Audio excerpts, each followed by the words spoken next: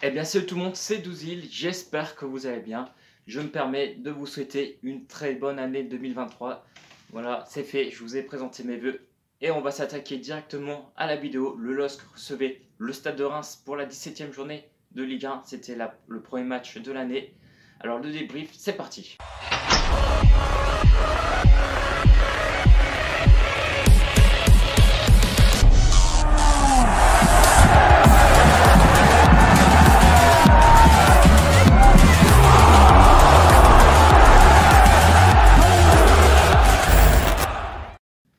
Le LOSC recevait son vieil ennemi, le Stade de Reims, pour la première de l'année, dans un stade muet pendant le premier quart d'heure, évidemment, puisque les DVE faisaient la manifestation suite aux mauvais horaires. Un lundi à 17 h, les gens sortent du travail, donc forcément, c'était embêtant. Moi-même, je suis arrivé en retard parce que je travaillais et j'ai pas pu assister aux premières minutes.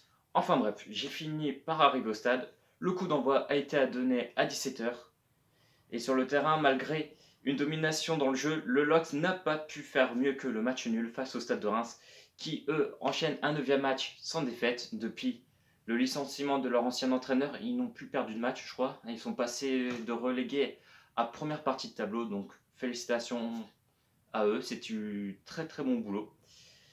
Les Lillois avaient ouvert le score par Jonathan David, suite à un bon travail de Rémi Cabella et une belle frappe de Bamba. David a suivi, puisque le gardien l'a repoussé et l'a placé au fond des filets. Ouverture du score par Jonathan David. Mais en seconde période, le LOSC a eu les occasions pour égaliser, mais ça n'a pas suffi. Et le Stade de Reims a égalisé grâce à Jean Cajuste, si je ne me trompe pas, c'est lui, Jean Cajuste, qui a égalisé dans les 10 dernières minutes. Voilà, donc le LOSC avait l'opportunité de monter à la 5e place du classement de la Ligue 1 et redescend à la 7e place. Place du coup, on va pas se mentir, puisque les 6 premiers de Ligue 1 peuvent se qualifier en Coupe d'Europe. Le LOSC est juste derrière et donc pour le moment ne joue pas de Coupe d'Europe. Chaque équipe devant nous a gagné. Donc on fait vraiment une très mauvaise affaire. Voilà, donc le résumé du match, c'est maintenant.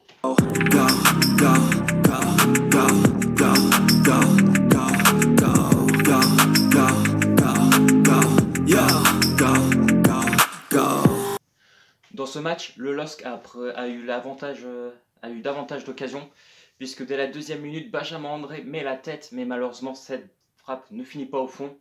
Ensuite, quelques minutes plus tard, Edon Zegrova voit sa frappe repoussée par le gardien Diouf, ce qui retarde l'ouverture du score. Mais 32e minute, comme j'ai dit précédemment, c'est Jonathan David qui ouvre le score suite à un très bon boulot de Rémi Cabella et une frappe de Jonathan Bamba.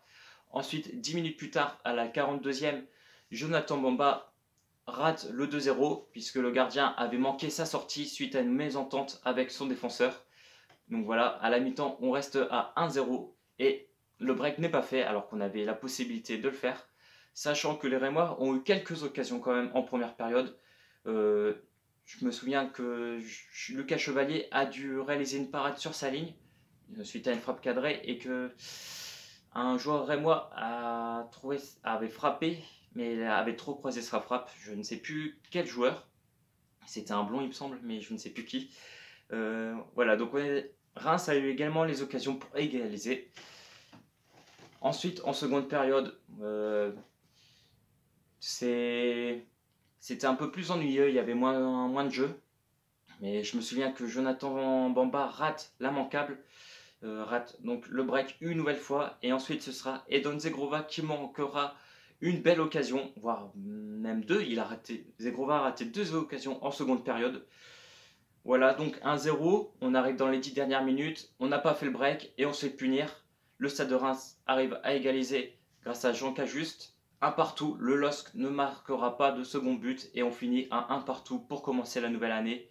Le LOSC laisse filer 2 points précieux puisque comme j'ai dit, on ne monte pas à la 5e place et on rétrograde même à la 7e. Ce qui fait qu'actuellement nous sommes à 6 points du podium. Voilà, puisque Marseille a gagné, donc on prend du retard, on s'éloigne de la Ligue des Champions, malheureusement, voilà. Mais bon, la Ligue des Champions, pour pouvoir se qualifier, il faut éviter ce genre d'erreur et on voilà, on ne fait pas le boulot, donc un partout. Mauvaise affaire du LOSC, puisque comme j'ai dit, les 6 équipes devant nous ont gagné. Voilà, mauvaise opération du LOSC. Go, go, go, go, go, go, go, go, go, go, yeah, go, go, go. À la fin du match, petite polémique. Fonseca a dit en conférence de presse qu'il était déçu des supporters lillois d'avoir sifflé Lucas Chevalier, puisqu'en fait, il y avait une passe en retrait au gardien. Et Fonseca s'est dit décevant de l'attitude des supporters du LOSC, donc d'avoir sifflé. Il a même dit que si ça ne plaisait pas, son jeu ne plaisait pas aux supporters, il pouvait partir. Alors moi je pense qu'en fait il y a une mésentente. Ce n'est pas le fait qu'il y ait une passe en retrait qu'on ait sifflé. C'est Lucas Chevalier. En fait, il a la balle dans les pieds et il y a 2 joueurs rémois qui arrivent sur lui. Et il la garde trop longtemps.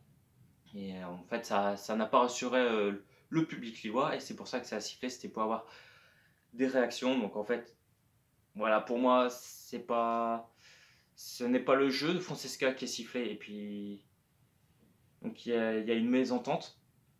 Il dit que si ça ne plaît pas au Lillois, il peut quitter le LOSC. Pour moi, ce serait vraiment dommage.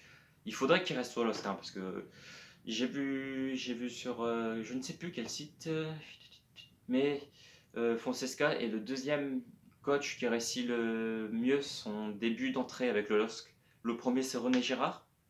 Fonseca avec 30 points en seconde. Et troisième, c'est Aliozic. Donc voilà, donc pour dire, on réalisait quand même un bon début de saison. Voilà, donc je voulais faire un point là-dessus. Donc maintenant, on va parler des flops et des bons joueurs. Donc dans les bons joueurs, j'aimerais mettre Jonathan David pour son but. Malheureusement, pour reparler de Fonseca, je pense que Jonathan David est sorti trop vite. Qui a été remplacé par Virgilius, mais il n'a pas apporté beaucoup dans le jeu. Donc voilà, ça c'est une erreur. Il aurait dû rester plus longtemps. Rémi Cabella a fait un très bon match aussi. J'ai bien aimé. Il a apporté beaucoup dans le jeu offensif parce que on avait eu quelques difficultés. Heureusement qu'il était là et c'est même lui qui est à l'origine de l'ouverture du score de Jonathan David. Diouf a réalisé un très bon match côté rémois. C'est grâce à lui que le Stade de Reims a pu rester dans la rencontre après l'ouverture du score et a pu revenir. Donc pour moi, je dirais même que c'est Diouf qui a été homme du match.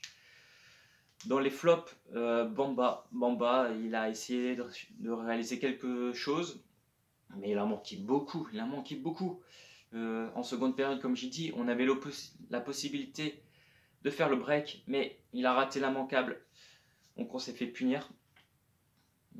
Angel Gomez, on n'a pas vu beaucoup non plus. J'ai été déçu pour lui. Et le pire joueur, et je pense que vous êtes tous d'accord avec moi, c'est Zegrova. Edon Zegrova. Mais qu'est-ce qu'il est nul! Il n'a rien apporté au LOSC. Il n'a pas apporté de solution. Il sait faire une chose, c'est sa petite feinte, hop. Et ensuite, je sais plus quoi faire. Voilà. Donc soit on perd la balle, soit c'est une mauvaise passe. Il n'apporte rien au jeu. Il est mauvais. Je suis désolé de dire ça. Je fais pas des vidéos pour descendre les personnes, hein. Mais là, il faut le dire. Edon Zegrova, contre le Stade de Reims, il a été nul. Et depuis le début de saison, il ne joue pas pour ça. Il est mauvais. La saison dernière, c'est parce que Gouvernec ne proposait pas beaucoup de choses, donc il pouvait se permettre certaines choses. Mais l'an dernier, déjà, je n'aimais pas Zegrova. Il était mauvais et il continue à être mauvais pour ce début 2023. Donc voilà, donc c'est le flop du match. On a vu, une fois qu'il a été sorti, il a été remplacé par Ounas. Bon, il n'y a pas eu beaucoup de temps de jeu pour réaliser certaines choses, donc voilà, il n'a pas apporté plus, mais je pense qu'il reviendra plus tard dans la saison plus fort. Ounas, je pense qu'il va jouer les prochains matchs, il va être titulaire, parce que Zegrova n'a marqué aucun point pour sa place. Donc Ounas sera titulaire à les prochains matchs, je pense, et on verra déjà plus de choses, ce sera plus intéressant. Donc voilà, c'était le résumé LOSC Stade de Reims. J'espère que vous a plu. Abonnez-vous si ce n'est pas déjà fait. Cliquez, excusez-moi, cliquez sur la cloche des notifications et laissez le like. Et j'aimerais finir la vidéo sur le soutien pour Martin Terrier. Nous avons tous vu, hélas, sa grosse blessure. Certains ont même vu la vidéo, voilà, où on l'entend crier. On a mal pour lui. Voilà, donc saison terminée. Il est blessé 8 mois, s'il me semble. Donc grosse force à Martin Terrier. Voilà, donc c'est là-dessus qu'on va finir la vidéo. Voilà, je vous donne rendez-vous la semaine prochaine pour le résumé LOSC 3 en Coupe de France. À la semaine prochaine. Bon.